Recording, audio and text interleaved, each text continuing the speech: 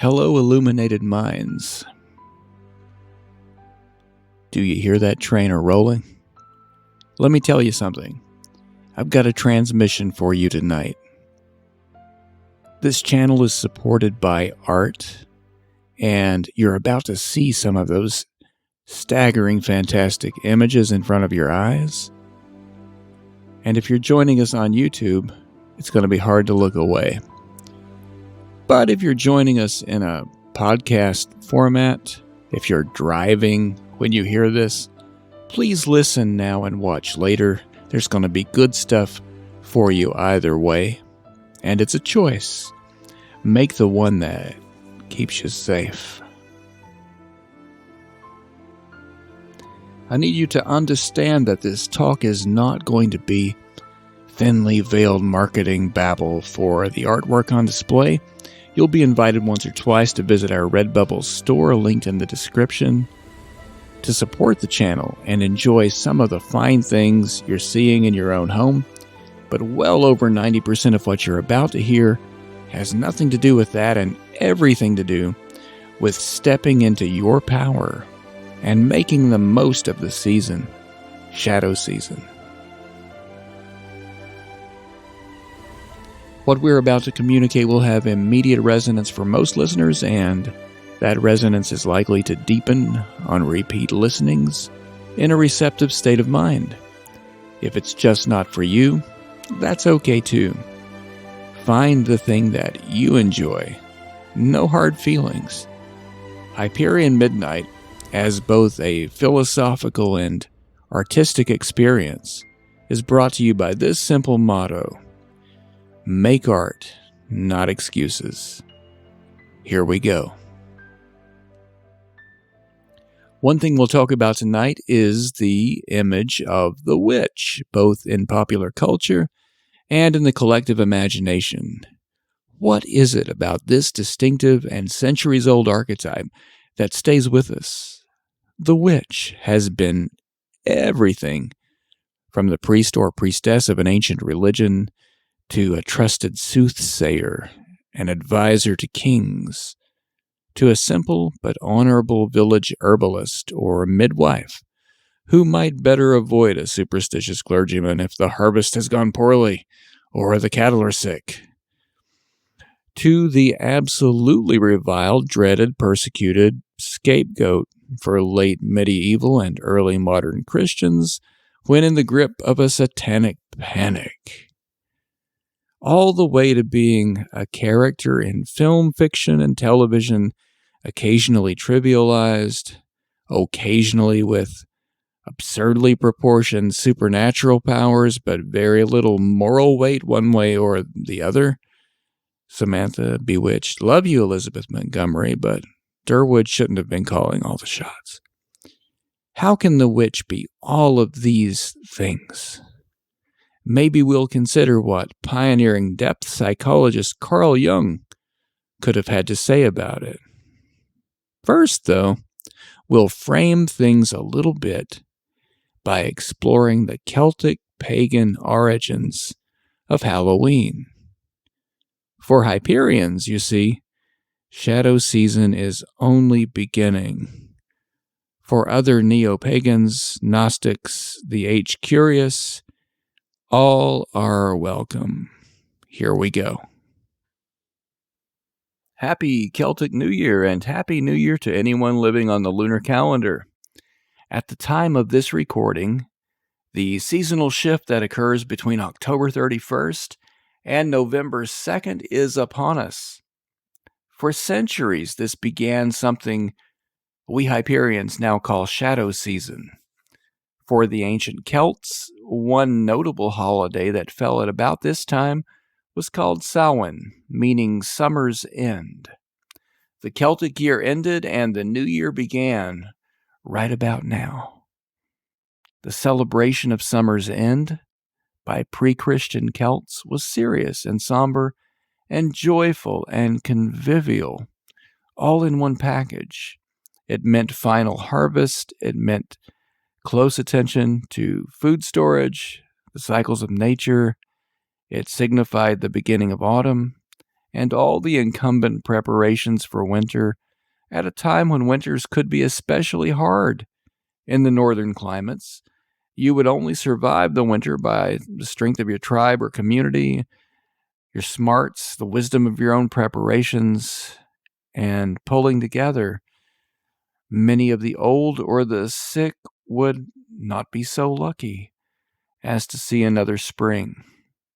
Samhain, the fire festival at summer's end, was a time of celebration and feasting, not indulged in a careless way, not in oblivion regarding human fragility, not in a sort of nihilistic embrace of the darker months ahead, but in spite of it. The energy of this holy day was and is inherently life-affirming. This time of celebration and feasting, born from direct awareness that each year's festivities would be the last for someone that you loved, for someone that you knew, for someone in your family, your clan, your tribe.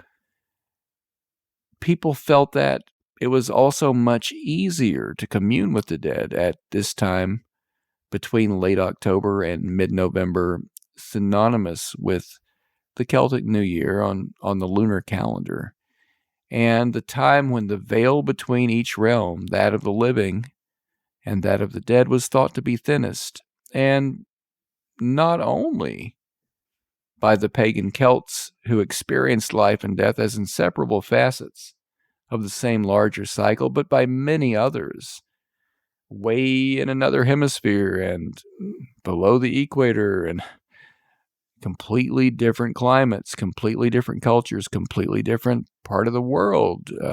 People observed the Day of the Dead as well as they did in Spain. They observed it in colonial South America, pre-colonial South America. For tens of thousands of years, this time of year was felt to be portentous in an unusual way, and it's completely cross-cultural. I can link you to some more resources on that topic later. But for the pagan Celts, who not only experienced life and death as inseparable facets of the same nature and the same larger cycle, they believed that the daylight world of the living and the shadowy realm of the dead were relatively close together. It's just sometimes it's harder to see, as if separated by a curtain that grew thinner at this time of year. Summer's end was about more than readiness for what may come in the dark months ahead. It was about remembrance and reflection and honoring those who had gone before us. One very old custom involved an offering of food for the dead. Originally nuts, berries, bread, most anything. This became an offering of cakes and ale. The food and beverage offerings were placed in doorways, on windowsills, along deserted roads, often with a candle. Wandering souls were thought to draw sustenance from kind offerings so placed, with the added benefit of using candlelight to find their way back to the spirit realm from whence they came. This custom survived into the Middle Ages, when pagan and Christian customs often blended into each other, with the added twist that the matron of a prosperous household might be expected to bake soul cakes and leave them where they might be found as readily by a hungry peasant farmer or an orphaned child who had a place among the living and was as real as a heartbeat, but a place that was insecure or tenuous. I prithee for a soul cake, good matron, and thank you. May the blessings of abundance fall forever upon your hearth and kin. As Christian beliefs and practices came to dominate the Celtic world, the wandering hungry peasant became less distinguishable from the religious pilgrim and penitent, and a new or blended custom emerged called souling and guising. Foaling could be thought of as something much like later Christmas caroling. But instead of singing for the joy and encouragement of your neighbors, you offered to pray for their dead. A pretty awesome commodity in plague times. Everybody had recently lost someone to disease or famine or old age, and the state of affairs for those departed souls was thought to be greatly improved by petitionary prayer offered on their behalf. So it was a public service to journey from door to door and offer to pray for each family's departed loved ones, and the offering of cakes and ale might be the mildest form of payment for that spiritual service. Ordinary reciprocity of good for good within a community of the faithful is probably both the more decent and the more accurate way to think of that exchange. And how often do kindness and honesty line up nearly this well? A further augmentation of the practice involved disguising oneself so as to be less the particular individual of flesh and bone in that moment and more the fitting proxy for the honored dead. And so a few petitioners might come to your door dressed all in white, with face paint or a mask or a close-fitting hood, obscuring an averted gaze, offering to pray for your dead while somewhat resembling their last or resting likeness. And so, souling and guising was born. You wouldn't expect anything fierce or menacing at the heart of such a practice. Maybe people were a little bit more hungry than religious sometimes, but that would be okay, and it's pure speculation. This fantasy image is certainly not a literal idea of anything likely to show up at your door during the souling and guising of old, but it's evocative of the hidden connections between the old folk customs that predated and then got morphed by Christianity, and the younger traditions that emerged from those blended cultures. Trick-or-treating, of course, is a direct descendant of souling and guising, and came to North America and elsewhere largely by Scots and Irish immigration. But it's a revival, and not a precise replication of the earlier customs. The modern Halloween emphasis on the scary aspect of the supernatural for cheap thrills is altogether different from the sincere, traditional, and pre-Christian belief in walking closer to your ancestors and everything beneficent about the spiritual realm during this time of year. So, what is the witch, Dr. Jung? A lovely but laughable fantasy character with outsized powers that greatly exceed her only normal responsibilities, silly in disproportion, silly in the discrepancy between her powers and her need for them, like Samantha on Bewitched back in the day. Probably I wouldn't be up late at night asking a dead psychiatrist if I thought it was that easy. So, what is the witch, Dr. Jung? Is she any normal herbalist? Is he any normal midwife with the bad fortune to be in the wrong place at the wrong time? When a male-dominated clergy or a male-dominated and increasingly professionalized medical establishment went a little overboard about herbalists and midwives? I think that's some of the answer for the tens of thousands of women and some men who were persecuted, prosecuted, tortured, imprisoned, finally hanged or burned at the stake for the supposed dabbling in the dark arts. It's an ugly and unfortunate part of the historical answer, but it's not the piece I'm after right now. We're not ignoring history, but we're looking for the depth psychology answer. Some people believe in unbroken family lineages of a pre-Christian Indo-European shamanism, if you will. An idea I find enormously appealing at times, if a little unconvincing. It seems like Wicca and any of its close cousins are more like a reenactment society's rendition of what such a proud tradition may have been tens of thousands of years ago, if not trampled into dust by the grim forces of history and mainstream religion. I remain hopeful, but skeptical on that one. It seems to me that the most stunning likelihood here is also the most Jungian reading of the whole situation.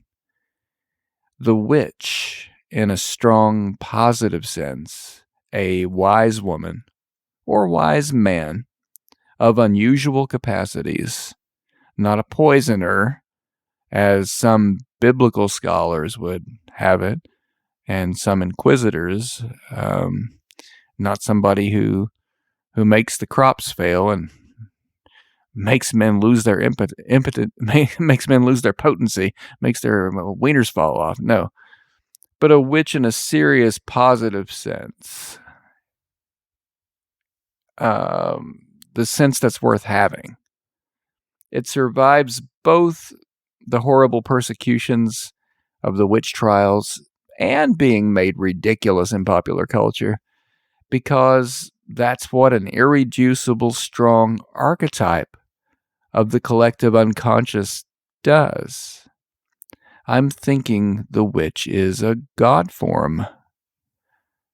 The witch embodied as a real particular woman is a goddess, if we may still use such gendered language. People fear and ridicule what they don't understand. People trivialize what they would disempower.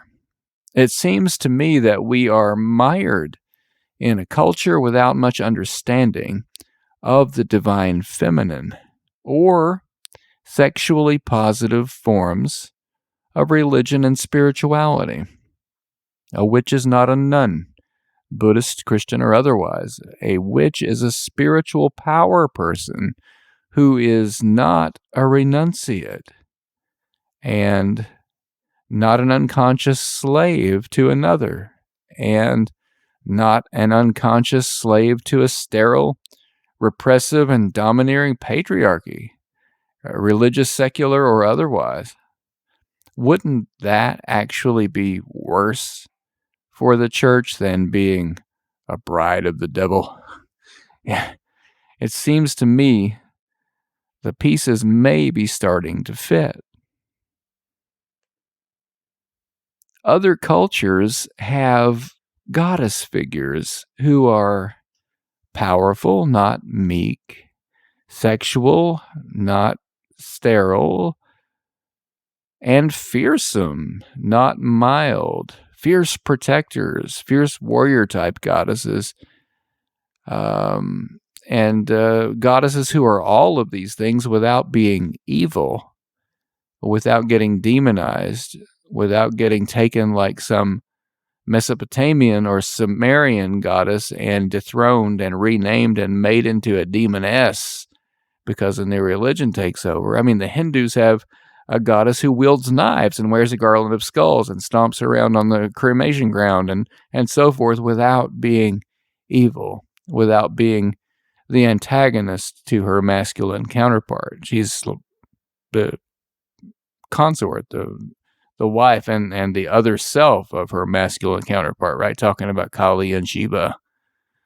And what do we have in the West? What do we have from these Near Eastern Abrahamic faiths we've inherited by, missionaries. We get a sacred virgin. We get no 8 arms, no knives, no girl in the skulls, no fierce, no wrathful aspect. No wrathful aspect. The Buddhists have gods and goddesses with both beneficent and wrathful aspects. We get a sacred virgin as our only representative of the divine feminine, and she has no dark side, no wrathful aspect. We get the contradiction of a virgin mother whose purity and sanctity are inseparable from her virginity, from being untouchable. She would just be an ordinary woman if she had sexuality. So instead, she miraculously gives birth without ever having sex. What sort of message does that send to girls and young women about the relationship of their intrinsic worth to being completely at home in their own bodies? The Hindus have a culture where a goddess can be fearsome, powerful, sexual, and everything a woman is to an exponent, to a very refined degree. And we have the idea that women associated to a sex-positive pagan fertility cult must kidnap and eat babies in order to stay young, and must cackle and ride brooms, and they've sold their souls to the Christian devil, whom they didn't believe in, and earn permanent damnation, and they have long warty noses and green skin and bad hygiene habits or something. By the way, it's not it's not that we need to believe in any of this. It's not that any supernatural high-powered beings mentioned have to be in some way literally real for this to matter. As Dr. Justin Sledge over on the channel called Esoterica is fond of saying, I take my mythology seriously, not literally. The point for Hyperions, and for any other rationalists who take depth psychology seriously, is what these images and cultural tropes communicate at the deepest layers of the psyche. And it turns out that people do have all sorts of power in the deep psyche, or not, depending upon how well they understand and integrate these things. You've got pivotal choices to make, whether you're a man or a woman, in the way you will see and relate to these things.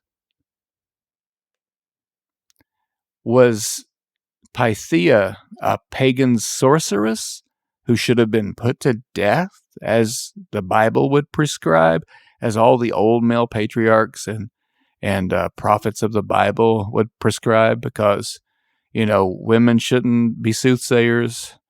Men can be prophets if they're in the right tradition, but if you're pagan or if you're a woman, forget about it. So should Pythia be put to death as a pagan sorceress? The standard throughout the Middle Ages for soothsayers, for fortune tellers, right?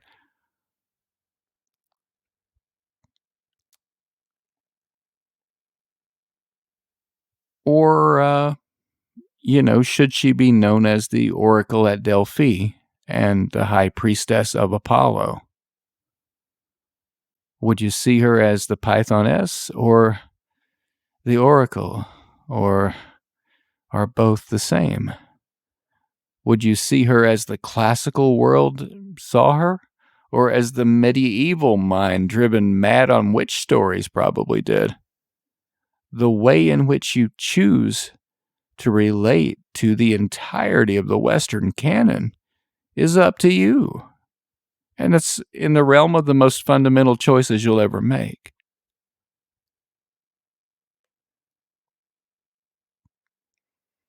As we come to rest on this image of Hypatia of Alexandria, a fitting subject for a future talk on Hyperion Midnight, all in her own right, I would like to remind you that there are two excellent ways right now to support the channel. Many of the original fine art images that you've seen, that you've been enjoying in this presentation, are available in our online store, linked in the description to this video. Buy something beautiful for yourself.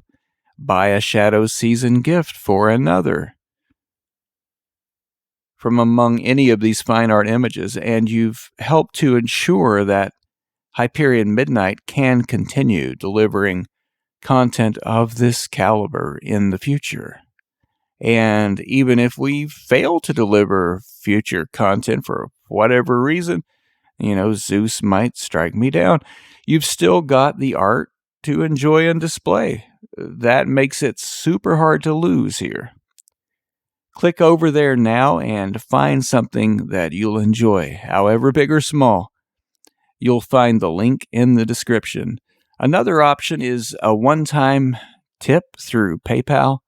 That does not instantly send some art your way, but it instantly helps me out when I need to upgrade a piece of software or maintain a subscription service in order to do the fancy little things I do that take hours to put these presentations together.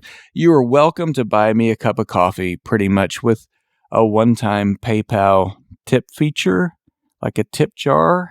If you are well situated and you want to do both things, you can buy some art and also leave a tip. And neither of these activities will put you into a recurrent billing cycle for what is, at the moment I speak this, a young channel that, admittedly, you don't know whether this is going to be a thing 2 years from now or not. So down the road, Patreon and things like that might be in the cards for us, but right now I'm not going to ask that of you. I'm going to just remind you that the tip jar is there and you can buy some art, and in either case, you're not entered into any kind of recurrent billing. It's a one-off choice in both cases. It means a lot. Please never feel like you must support financially, no matter how much you love the content. If it's between supporting this channel and what your family needs, don't do that, okay? It means a lot when you like, share, comment on our videos, and subscribe to the channel. There's half a dozen quick, easy ways you can support the channel that don't cost any money. Every little bit helps us continue. Even the moral support, the encouragement, it helps us continue. So, thank you. Signing off for the Midnight Channel, I am Mark Vanderpool, and I am Hyperion. Hail Nuterra.